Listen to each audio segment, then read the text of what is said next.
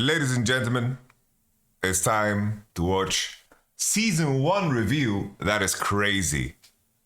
Oh, Season 1 of 2025. Okay, they're going to do basically 3 seasons. The big thing for me is that Riot said that this year is going to be the biggest year of League of Legends. So let's see what they're going to deliver. I'm Medla. Let's take a look at it. Hey folks, I'm Andre, also known as Medla. And I'm Paul, also known as Pabro. We're back with the final dev update of 2024. Today is November 8th. We just wanted to give you a warning. We will be talking about arcane spoilers in our first section. So if you haven't finished the finale, who hasn't at this point? Time on the screen. Who hasn't at this point? Let's be honest, Okay, who hasn't? Spoiler disclaimer out of the way. Let's take a moment to talk about Arcane. It's been such an amazing journey to watch the story play out. And like many of you, we're sad it's over. But don't worry, we do still have a few more things in store on the game side. All right. When we got started on Season 1, we got to watch the champions in Arcane live out stories we'd already seen or knew a little bit of. Or in some cases, we got to really flesh out the backstory of some older champions.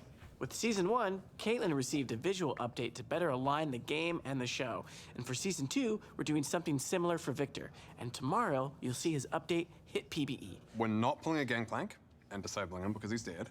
All right. Hold on, I think you're onto something with killing Gangplank and other characters. This is, bro, this is an old meme. I don't know if you guys know about it, but basically in the lore, Misfortune killed GP, so you couldn't play GP. It was so dumb. Like, people were just disabled, incompetitive, in everything for 3 weeks. It was so dumb. Anyway, we wanted to better represent his evolved, powered-up form we saw in Arcane, and the personality that goes along with it. Victor's update is primarily focused on updating his visuals, audio, and back. He looks kind of goofy. I don't know. Like, the old Victor looks jacked as hell. I'm not so sure about this one. Story. We want to showcase the striking evolution and changes you just saw him go through in the show. So we're going to keep the gameplay you know and love, with a slight change to his ultimate. The ult will still function largely the way it does now, but it'll get bigger with every kill until the ult is over. Oh, damn. Arcane, where he manifests a massive, growing Oh, sword damn. that That's kind of cool. That's kind of cool. We also updated all of Victor's skins. We do want to point out that because of the updates to Prototype Victor, his price will be increasing from 520 RP to 750 RP. So if you want to get him at the cheaper price, make sure you get it before his updates go live. Okay. All right? That's it for the Arcane spoilers. So right Oh, now, that's okay. we'll hand things Not over too to bad Steph with and Arcane Chad spoilers. to talk about seasons. Steph and Hey Chad. everyone, I'm Chad, aka McIver. I'm the seasons lead on League of Legends. MacGyver. I'm Steph, aka 100-piece nuggets. Or That's some crazy summoning names, bro. 100-piece nuggets and MacGyver. All right. let's see what you got. In the last dev update, Medler and Pabra mentioned we're Bro, he is staring into our soul, bro. Like, yeah, man. When my man Chad is in a meeting, whatever he wants goes. He's the kind of guy who walk up to you 7 in the morning and say, "Hey, good morning. How's your day?" That's how it is. producing thematic seasons. So today, we're here to talk more about what a season is, what to expect with the theme, and what the experience is going to be like both on and off the Rift. Over the years, we fleshed out the world and regions of Runeterra, as well as various alternate universes. He's on that coffee with soy milk. Like he is on some. High Noon, or Darkstar. He's we on a highlighted these worlds and juice moments during cleanse summer for sure. events or narrative drops around champion releases. Now we want to take that immersion further with our new seasons. All So right. next year, we're going to have 3 seasons, each around 8 patches long, where we're going Okay, to follow okay. champions around different regions of Runeterra. I like it. Each one is going to have its own theme, but we're going to have an overarching narrative that connects them throughout 2025. And each season's theme will be the anchor for most of the content going into the game as well. In the past, we've had these big releases like Swarm or Spirit of Hearthhome. They're super memorable and fun, but they're also not connected to a larger integrated moment. And in seasons, we want everything to connect together. That means things like gameplay updates, modes, mini games, and champions will mainly have a strong tie to the season's theme. Okay. We'll have a bunch of skins that honestly, celebrate that seasonal theme, but we'll It makes sense, right? It makes sense to connect TFT, the game modes, and the map mode, and everything. Just connect it all together. It kind of makes sense. No, also continue it to kinda makes invest sense in a an wide variety of overarching skin way. It lines does make sense. that are unrelated to the season as well. So expect to see cosmetics celebrating Lunar Revel or things like bees. Ain't no way we're gonna have a full season dedicated to bees. Honestly, I love bees. I don't get people that are afraid of bees. I love bees. Bees are amazing. Like when bees are walking on me, I think they're adorable. Ultimately, Wasps. Fuck wasps. our goal is to immerse you in the parts of the world that we're visiting from the moment you open the client to the moment you see the victory screen and everything in between. So enough tiptoeing around it. We know that you want to know what Season 1 is. So for our first ever season, we are headed to the land of strength and domination, Noxus. Oh! Okay. Everyone, I'm Riot Oh! lead game Hey, I president. have to say, this man, I was at a Riot party when I was in London, and he's so cool, bro. We spent like hours talking about stuff. I really like him. I really like Riot Froxen, bro. He's so good. Designer for League. And I'm Riot Oberon, project lead of the Summoner's Rift team. Next year, when you step onto the Rift, it'll look a little bit different than you're used to. Ooh. We want Seasons to be a way you can immerse yourself in League, especially once you load onto the Rift. So we have a preview of some of the updates you can expect in Season 1 of 2025. We're headed to everyone's favorite region of Oh, fierce damn. fighters, cloak and dagger magic, Oh. and strength, above all. Prepare to be... decimated! Oh no. Oh no. Beyond the Noxian invasion Oh, of cut the the map, tape. we've also Cut the made some tape. gameplay improvements Jesus. and changes for next year. What the hell did we just see? It wouldn't be a new season without an overhaul to the item system. Just kidding. Oh man. But Honestly, it scared the shit out of me. It scared the shit out of me. I was like, what? I was like, bro. I was so scared. I'm not gonna lie. I was fucking scared, man. There are some Noxian-themed boot upgrades, but it's not as simple as picking them up from the shop.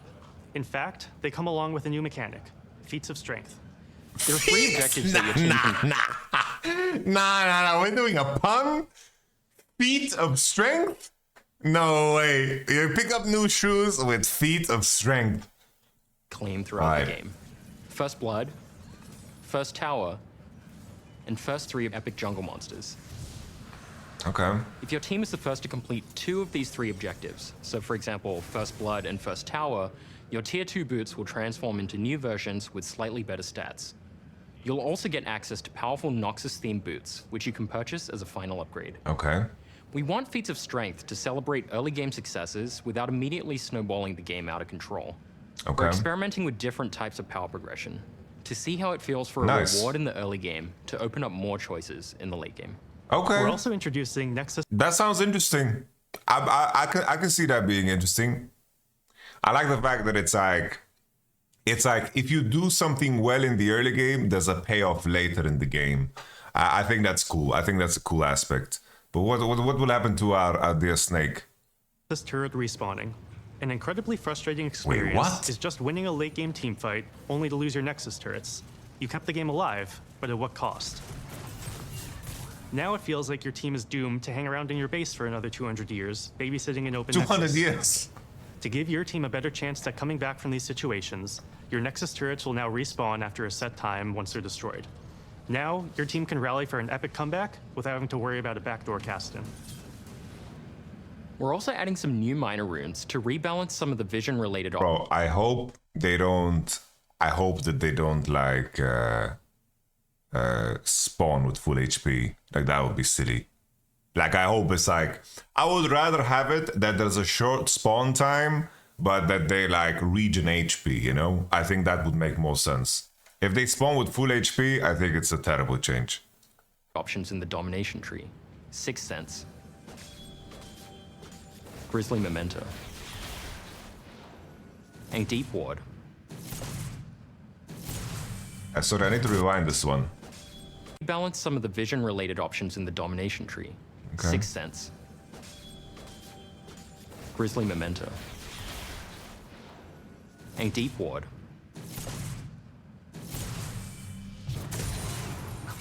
Oh, it gives 1 more HP.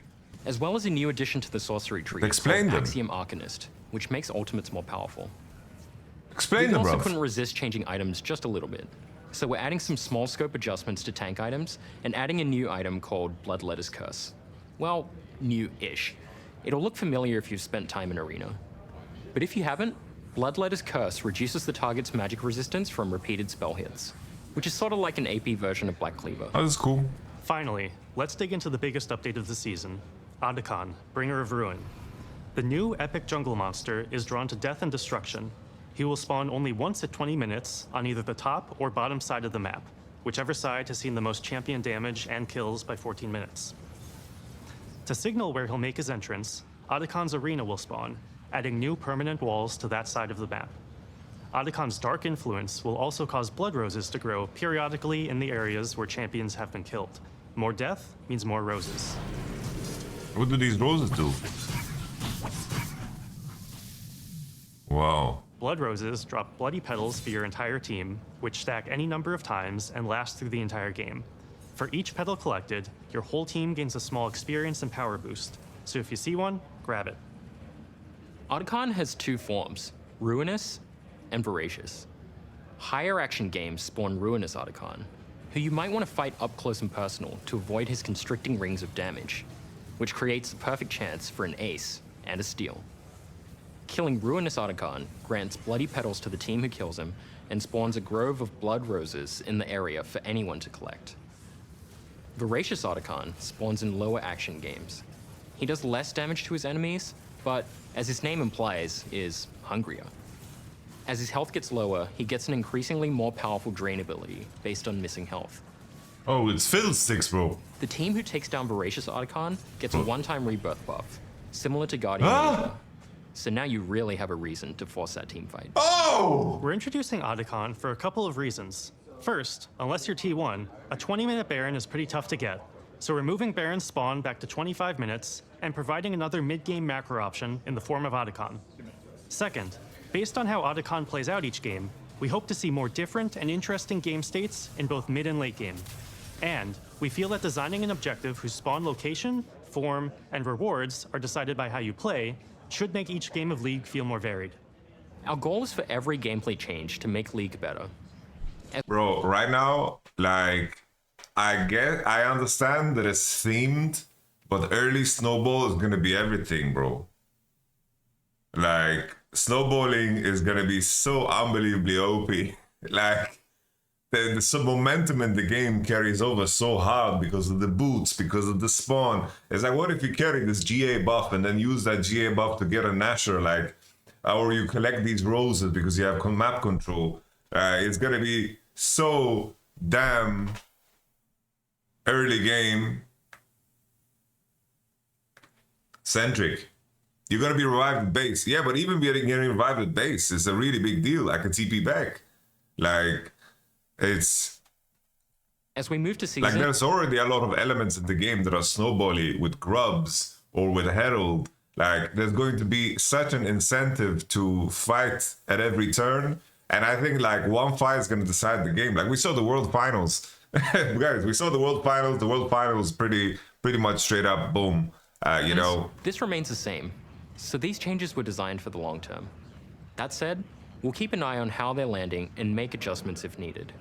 But for now, YamatoCannon and all the other updates are here to stay for good. Wait, what? Stay for good? I thought it's only one season. We can't wait to see how these go as you start your climbs next year. As part of building seasons, we took a look at how rewards would be part of the overall seasonal experience.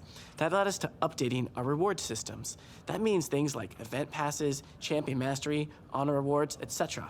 We felt that this was a great time to address some problems that have built up. We're going to dive into those details, so bear with us. First, over the years, these systems have become needlessly complex. With an excessive number of currencies, unnecessary steps to craft and claim rewards, Yes. overlapping loot types, we could go on. I've been given some key fragments that you have to then craft into a key that you pair with a chest, that you open up to get another key in a chest and some essence that you open up to get a skin shard that you pair with some orange essence or reroll to eventually get a random skin. That sort of level Let's fucking Path of Exile, baby. of unnecessary complexity going on. Secondly, those systems are all scattered throughout the client. What you can earn, how and where you can track it, etc. sucks. And third, events and the rewards being only sometimes available. All make right, some tell us moments how you're less gonna rob rewarding us. to play League. Tell us how you're going to Some of the limit changes I'm the making. free stuff we're getting. There Tell will us. always be a battle pass active, with both a free and a paid track, with the price the same as an event pass today. You'll get pass rewards through the tracks, meaning we're removing the event tokens and shop. There will be 2 passes per season, with them tying into each season's thematic. That means most of the rewards will reflect what's going on in and around the game and fewer random rewards. We'll have the same number of passes per year at 6, with a longer average duration per pass. We're also moving most of our scattered reward systems to the free track of those battle passes. So, most rewards will now be in one place, with systems like Honor and Champion Mastery feeding into the pass. For example, having a high Honor level will give bonus to pass experience earned. You can earn 12 skins per year with the free pass. Half of these skins will be themed to the season you unlock them in. We'll also be simplifying the loot and crafting system. Orbs will always be available, so Masterwork chests, for example, will get phased out since they serve such a similar purpose. Overall, we want the pass to be the core vessel for how you track and earn rewards. If I you need choose somebody to buy the translate paid this. version, we also want it to be very clear what you're getting and how to make the most of it. Now, these elements have a ton of moving parts to them. There's a lot more details than what we've talked about just here. We'll cover that all in the dev blog that's out right now. Switching gears a bit, I want to talk about another change for next year that isn't quite tied to seasons, but instead by feedback from all of you. Ranked resets. These have been a topic of a lot of conversation in recent years. Please, Particularly when it comes to please, I'm feelings around on how my often you want to knees. restart your climbs, how fast a climb should be, what feels rewarding versus what feels like a grind, etc. And looking back, we don't think 12 resets a year has been the right call for League. So, we're moving to 6 per year. Ah! Okay, just kidding. Please, put down the pitchforks. We're going back to one large reset at the start of each year, with no additional resets during the year. Rank system tuning in terms of the size of the Wait, January. what did he No say? additional reset. Put down the pitchforks. We're going back to one large reset at the What does a large reset mean? start of each year, Jesus. with no additional resets during the year. Rank system tuning in terms of the size of the January reset, the number of the games to climb on average, and other systems will be similar to the numbers we used back in 2022 and before. That said, there will still be 3 Victoria skins you can earn, 1 for each season. If you want to earn each skin, you will need to win 15 How big ranked of a games reset? during that season. Again, though, neither your visible rank nor your MMR will reset except in January. Next up, we want to chat about a potential replacement for Quick Play that we'll be trying in some regions. It's called Swift Play, and it's meant to be a lower stakes experience than Summoner's Rift, Swift play is faster than quick play? though with more strategic elements than you'd find in, for example, ARAM. You'll still have the same core elements that you'd expect to find in a game of Summoner's Rift. You know, farming, snowballing, team fighting for objectives, etc. But with added changes to keep all players more competitive, like ramping gold and XP as the game goes on. Those changes won't make it so you can suddenly jump ahead of your opponent if you're 0 and 10, but they will make it so that even if you're down, you're never completely out of the game. Okay. The fact that Swift Play is also less punishing when behind should also make the mode ideal for those of you looking to play with friends you wouldn't be willing to put your LP on the line for. As mentioned, Swift Play will be rolling out in January to replace Quick Play in select regions, so we hope you'll give it a try and let us know what you think when it hits live. We also have a blog dropping today with more details, so be sure to check that out. And last, but hopefully not least, we've got some changes coming to the practice tool. Over the years, you've told us that it's a useful but somewhat limited way to get better at League.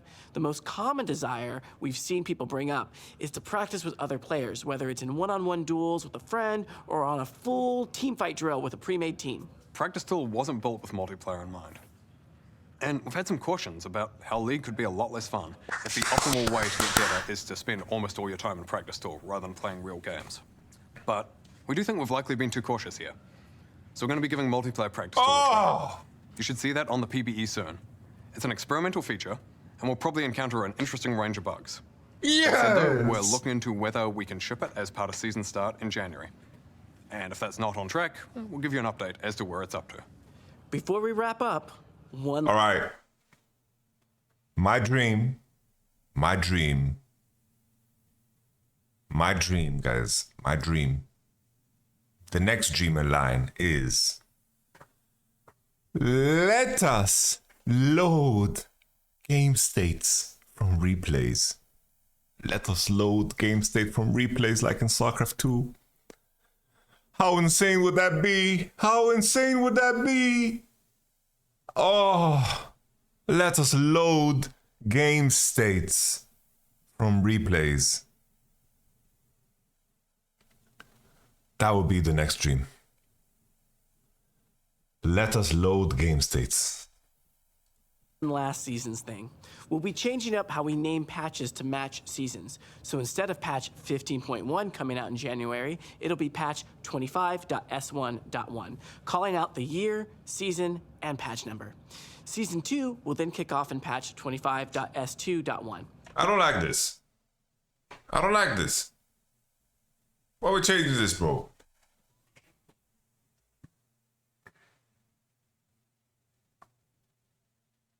Bro, I've been around since season 1. I want the number to grow. You get the idea. Okay, that is it from us today. The next time you hear from us will be in January, at the start of the season. We'll be back then to share some extra stuff that'll come out later in season 1. We do want to acknowledge, though, that we've covered most of the big changes that you'll see day 1 next year. That said, still got a few surprises left. And of course, we'll have the cinematic to kick things off. To no one's surprise, we can confirm that it's also going to focus a lot on Noxus and Noxian champions, but that's all we can share for now. We hope you all have a great December, great holiday season, and a happy new year. All right, lovely, lovely, lovely, lovely. What about Zevlog? Is there anything? Maybe we should just go the gameplay changes and the ranked. I think that's what is important. All right. What does this mean for gameplay? Before we jump into gameplay, Noxian invasion of the Rift. The first thing we notice when loading on Rift, we brought you to Noxus. Part of the season, we want to make sure the connection to the theme doesn't end. All right, YamatoCannon, writing new entire epic monster to the Rift, introducing YamatoCannon, an ancient demon of bloodshed and violence. You'll see ruinous YamatoCannon. If you manage to take him down, your entire team will permanently be granted increased effects from all epic monster rewards, and he'll leave behind a field of roses for anyone nearby to collect. What are blood roses? In addition to YamatoCannon, we're adding a new plan to Summon's Rift. They act as a minor but permanent bonus you can take for your own team and deny the enemy team. They grant your entire team a small amount of XP and permanent stacking adaptive force buff. Woo!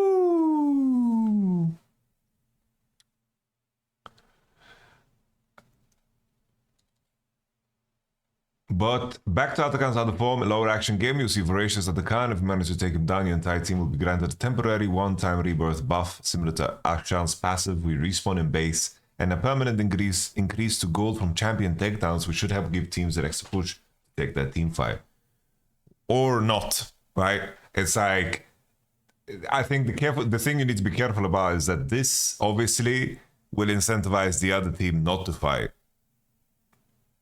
Right, this has every reason not to fight. So if I'm playing and the enemy team has YamatoCannon and this revive, I wonder if this revive buff will be permanent. Because if it's not, then it's like, okay, we need to stall out for 6 minutes, you know. But the revive here is confirmed. Then, like Akshan's passive is going to respawn in base. At least that's something, you know. With YamatoCannon, we want to create an important gameplay objective that allows players to participate more in shaping the story unique to each game on Summon's Rift. Both teams' actions, the choices to fight or not, whether and when they do, will determine YamatoCannon's location and form. Our goal is for this to ultimately bring more variation to each game of League. Like the biggest thing here, what this will tie into, is of course TP. Like imagine you die, you respawn, TP back to a fight. That's like the key. That's like the number one use case for this. Feats of strength. First blood, first star, first 3 epic jungle monsters. Alright. 3 tier 2 boot bonus, plus 5 armor. Alright, so you get plus 5 armor. Alright, your tankier. Tier 3 upgrade costs 750 gold, but provides 5 armor, 5 move speed, and a new unique passive that after taking physical damage from a champion grants the owner a physical shield for 10% of their maximum health.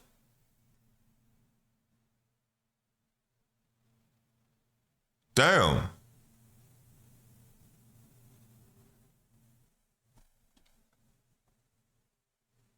This is pretty solid. This is pretty big, yeah. This is pretty damn big. 10% of the maximum health with a 10-second cooldown. This is crazy talk. This is ridiculous. This is really, really crazy talk. Alright, respawning Nexus turrets. Just like inhibited Nexus turret would now respawn at full health. I don't like that, guys. I really don't like that. They should be lower the cooldown and let them respawn and regen the HP. I don't like that they spawn with full health. I'm not a big fan of that. I think that's gonna create some free cases. Too many cases gonna be you end the game and then the inhibitor is going to screw you over and a bunch of other stuff. I don't like that at all. Runes.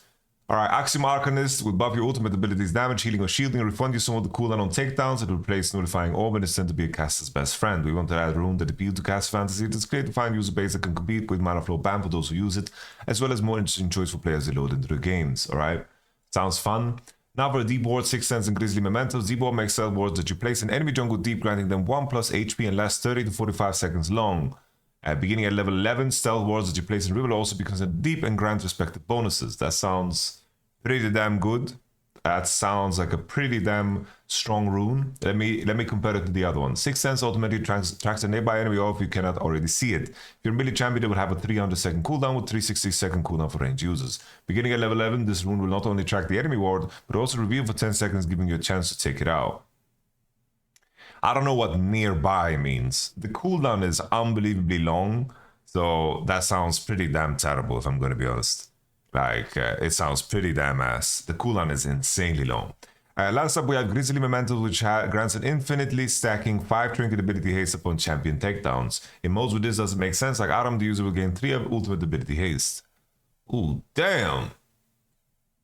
Now this is OP. Now this is broken. Damn. Now this is broken. Yeah, this rune is completely dead in my opinion. But this is nuts, I think. This is really, really good. This is really, really good.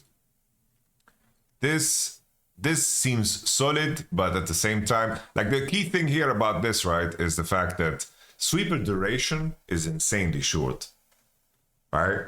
So you killing 2 wards that have 4 HP is going to be almost impossible for a melee champ, by the way.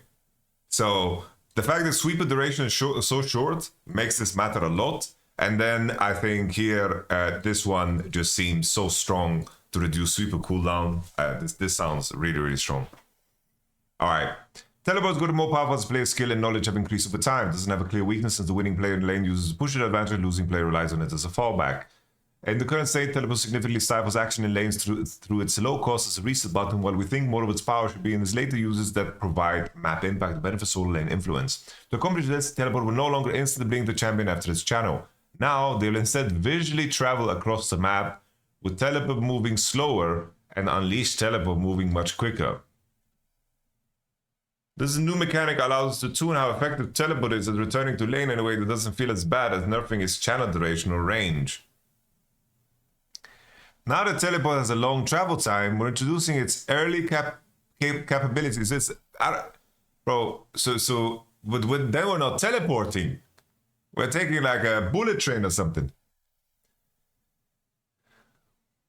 We're introducing its early, now that early teleport has a long travel time, we're reintroducing its early capability to target wards and minions as there's more time to react to an incoming teleport. In addition, home guards will now kick in from the beginning of the game, although in a weaker state before 14 minutes. This is intended to reduce the difference in time. 4-second blink didn't give us much room to specifically target what we wanted to nerf about teleport, and this change should put it in a healthier spot while long-term setting us up to balance the game around it not being as impactful early. Ideally, laning should feel reasonable whether one takes a spell or not. Wow. Like, considering you have home guard, so you can always base and rush back to a lane. This is kind of a headshot in the TP. This is kind of a headshot in lane department. Let me tell you something, guys. Lane swaps are still active. And top laners that don't take TP will get lane swapped on. Lane swap is still in the game. Dum dum dum. Nothing on lane swap. Alright, ranked update season. Alright, ranked resets. We heard about ranked fatigue. We're making a couple of changes. One big reset at the start without any additional resets. Victorious skins, alt accounts. Each flip we apply a soft MMR set to higher tiers to give you more fair chance to reach the top of the ladder by making more stuff from the same plates. Incidentally, it also does a good job of purging the ladder of ranked manipulated account. While we currently monitor rank manipulation with decent success, there are a lot of new accounts each season that are boosted and manipulated these resets help address. We care a lot about the return experience for players coming back to rank, but further myths as we implemented the last split caused too much collateral damage to matchmaking quality, especially on Diamond Plus. To make this better, we're looking to find ways to apply these adjustments more selectively, or in cases where there's a high likelihood that the player has been active on an alt account, Tailor the adjustments to reduce the chance of decaying that account. All right. That's very strange. Okay. Rank inflation, we also had questions around why some of you experienced dramatic drops in your ranks in Split 3. Part of this is most likely due to the fact that we made higher tier ranks more difficult to attain, similar to previous seasons. We hadn't taken a deep dive into our skill distribution in a while, which led to some moderate rank inflation over the past years. I just want to know the scale of the reset. I hope it's like a full reset. I think they should at least full reset once to fix the LP economy because everything is just inflated. I hope they do so at least once. That would be sick. All right. Is there anything else? And is there anything else that we should check out here? Seasons, we talked about this. All right, we talked about this. Free pass. Yeah, I can't estimate how big of a difference it is in terms of your free champion mastery awards. That's kind of cool. Complete 40 masters in your mastery set. Okay. Champ mastery has felt disconnected from league. It's another thing to track, to follow without a great reason for its complexity. Yeah, I'm not so sure. I just feel I would be very happy if they like locked. The issue is that there's so many champions, but I can tell you as an example, I've been playing Supervive and I'm super hyped to gather experience on the same character that I'm playing over and over again because I'm unlocking specific things for that champion, like emotes and you know, like titles and so forth that are tied to the champion. I think that's super cool.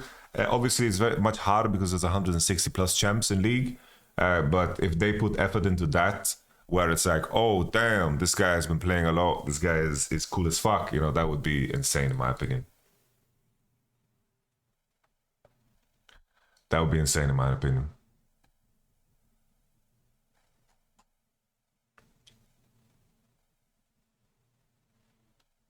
All right. No, I'm super excited. I'm super excited to see how this lands. I do think that in terms of the gameplay loop, I do think this will be heavily skewed towards early game. And it just sounds like everything is going to snowball, which fits to Noxus, right? Let there be blood, but scary. Scary. Let me know what you guys think in the comments below. I know I'm streaming on Twitch right now, but we have to put some stuff on YouTube too. You know how it is. Bless you and bless your face.